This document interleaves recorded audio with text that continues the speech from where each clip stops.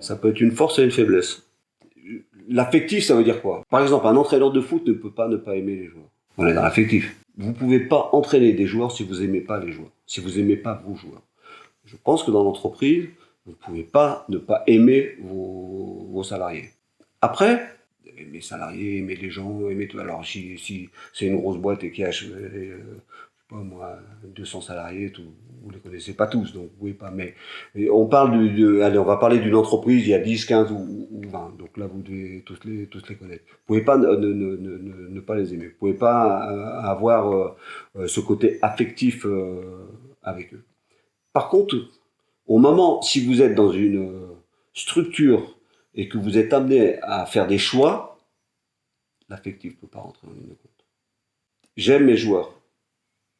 Tous les samedis, je fais des choix. Et là, je vais mettre l'affectif de côté. Quand je fais l'équipe, c'est quelle est la meilleure équipe possible pour gagner contre le Paris Saint-Germain, ou pour gagner contre Saint-Etienne, ou pour gagner contre... Là, il n'y a pas d'affectif. Ça veut dire que c'est à moi de créer un climat de sérénité, de confiance, un climat de travail avec une relation avec les joueurs assez proche. Ce qui n'empêche pas l'exigence, qui n'empêche pas tout ça. Mais comme c'est moi qui fais les choix, l'affectif ne peut pas rentrer en ligne de compte quand tous les week-ends vous devez choisir 11 mecs qui vont débuter le match.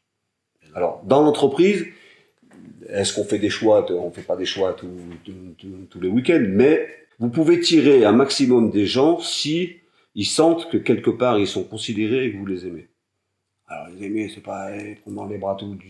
Enfin voilà, je sais pas si on se comprend dans le sens, mais aimer les gens, c'est les considérer, c'est les respecter, c'est être là s'ils ont des besoins. Voilà, moi je dis toujours à mes joueurs, par exemple sur la famille. Il n'y a rien de plus important que ça. Vos femmes, vos enfants, vos grands-parents, donc la santé, ça passe avant le foot. On a un match important, il y a quelqu'un qui a un problème et tout. Si le mec il n'est pas en état de jouer, ça passera toujours avant le foot. Je pense que dans l'entreprise, c'est la même chose. Ça doit être la même chose. Mais hormis ça, voilà. Et je pense que si les gens ils savent que vous êtes comme ça, ils vous donnent.